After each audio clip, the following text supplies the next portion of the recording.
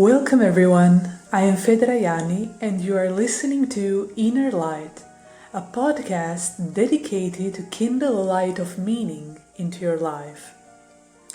On today's episode, we will be talking about the persona, one of the four main Jungian archetypes. So what is the persona according to Jung? Jung says, whoever looks into the mirror of the water will see, first of all, his own face. Whoever goes to himself risks a confrontation with himself. The mirror does not flatter. It faithfully shows whatever looks into it, namely the face we never show to the world because we cover it with a persona, the mask of the actor. But the mirror lies behind the mask and shows the true face. In Carl Jung's model of psyche, the persona lies between our ego and society. The ego refers to our center of consciousness, which is responsible for our continuing sense of identity throughout our life, and the persona is the social mask that we put on. We all embody different masks in different settings, as this is our way to adapt to the demands of society, playing an important part in shaping our social role and in how we deal with other people, but also has its dangers. The persona is a complicated system of relations between individual consciousness and society. Fittingly enough, a kind of mask designed on the one hand to make a definite impression upon others and on the other to conceal the true nature of the individual.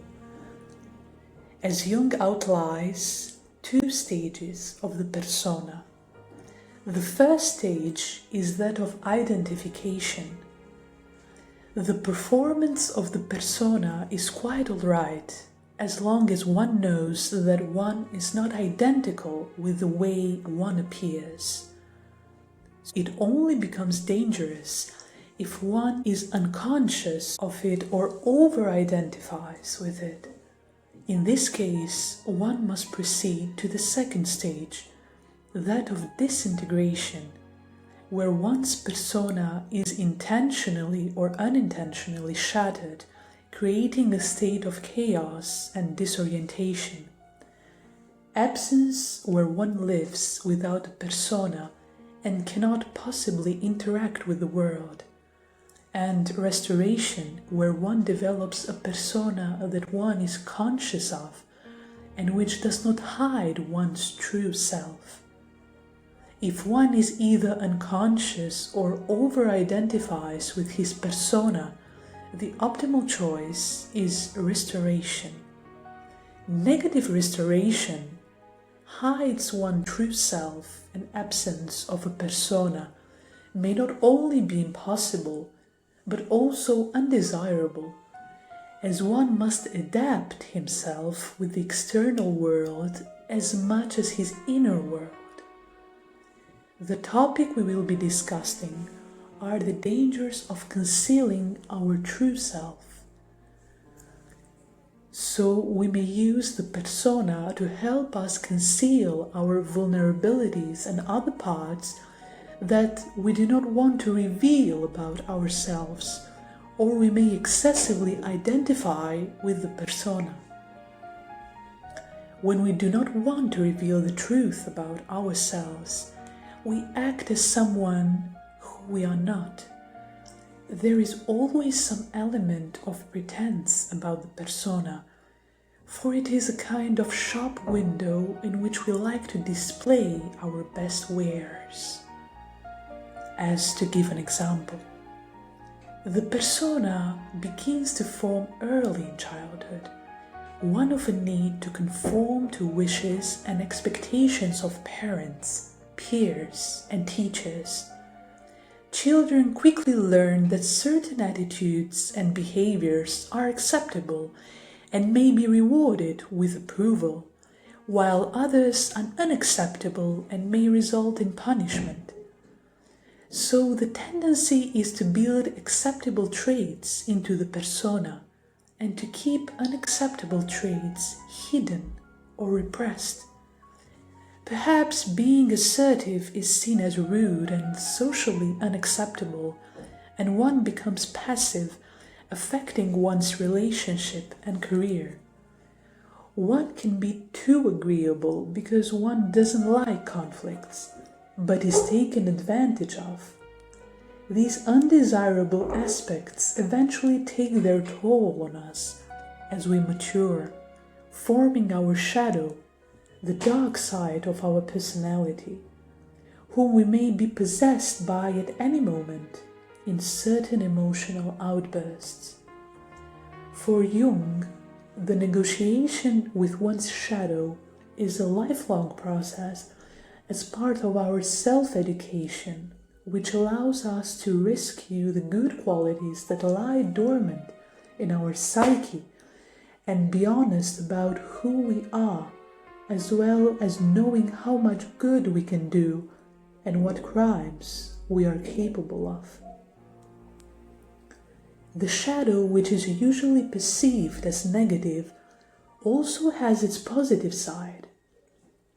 It becomes hostile only when it is ignored or misunderstood. The other danger of the persona is an excessive identification with it. This indicates that our individuality is nothing but pure fiction. In rare cases, if the ego is completely identical with the persona, individuality is wholly repressed, representing maximum adaptation to society and minimum adaptation towards individuality, inhibiting psychological development. Jung writes, with a little exaggeration, that the persona is that which in reality one is not, but which oneself as well as others think one is. The persona prevents us from what Jung considered the most important task in our lives, the process of individuation, bringing one closer to the self, through having one's unconscious content brought into consciousness. The contents of the unconscious can be explored through dreams, reflections, and active imagination. It is not possible to achieve individuality by conscious intention alone. The self is the totality of one's personality, which transcends the ego. Of course, the goal of the self is wholeness, and individuation is its raison d'être.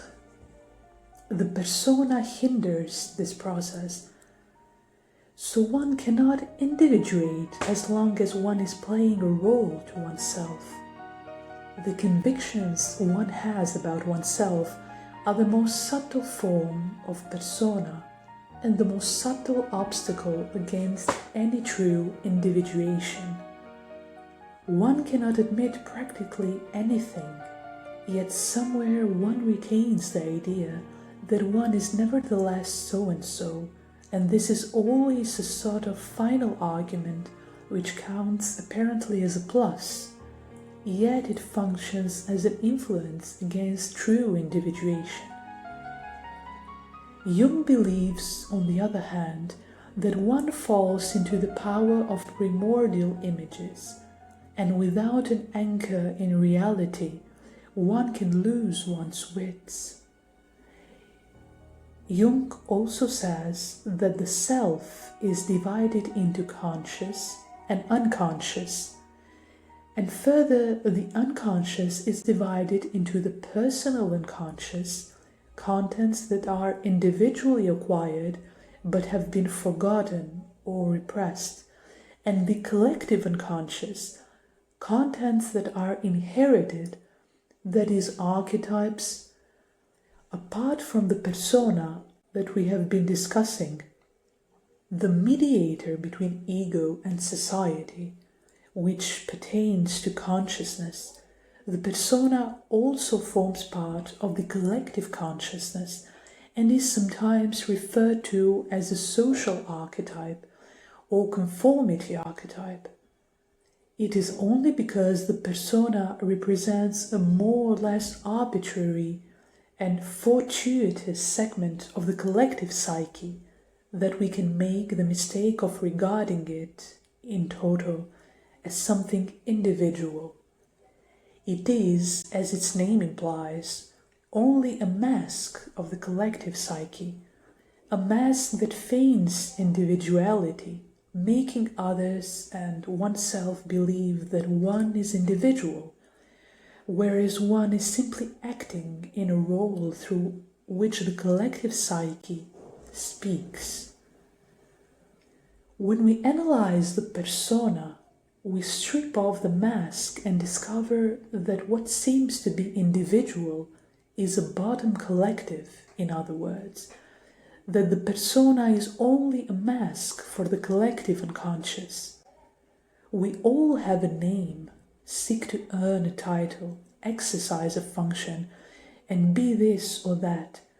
This is all real, yet in relation to the essential individuality of the person concerned, it is only a secondary reality. Fundamentally, the persona is nothing but a compromise between individual and society as what a man should appear to be, which is not to be devalued. However, the development of individuality can never take place through personal relationships alone, since it requires a psychic relationship to the collective unconscious. As Jung says, the real individuality keeps on coming to the fore and interferes with the conscious mind as the unconscious guides us towards individuation. And with the exploration of the unconscious, we can assimilate the archetypes that influence our conscious life as autonomous personalities within the collective unconscious. These are brought to life by the particular expressions of individuals and their cultures around the world. People don't have ideas. Ideas have people. In essence, the human psyche is both individual and collective. Therefore, a balance and cooperation between two apparently contradictory sides is precisely what gives us psychic equilibrium. Thank you very much for listening to this episode of Inner Light. I hope you enjoyed it. I am Fedrayani. Stay connected until the next episode.